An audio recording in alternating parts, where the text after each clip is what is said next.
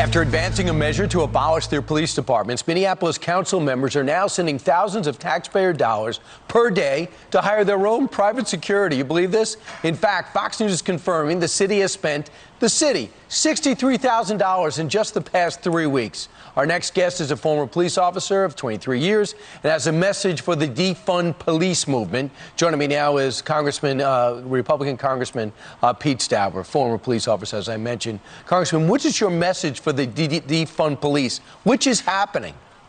Well, I think, Brian, that's hypocrisy at its best, right?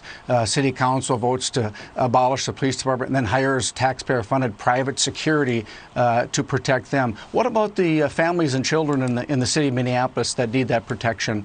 And I think that Minneapolis, the business owners and the citizens have some grave concerns on what's happening in the beautiful city of Minneapolis. So try to wrap your head around this. You are trying to get better policing, better law enforcement by giving them less money and less tools, and the first thing usually cut back is training? Well, I think that you need to invest in your police department, and that's invest in the best practices, transparency and accountability and performance measures, and that's exactly what community policing does. It builds trust between law enforcement and their community, and that starts with leadership at the top. You sacrificed a lot. You were shot.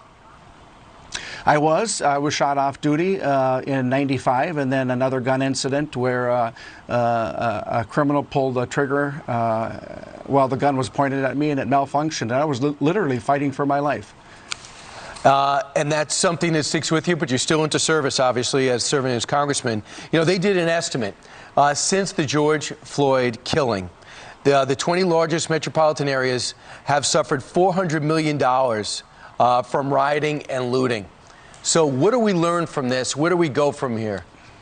Well, I think that we are a nation of law and order where our republic was established by laws. And I think that the lawlessness that's happening, the rioting, the disrespect for one another has to stop.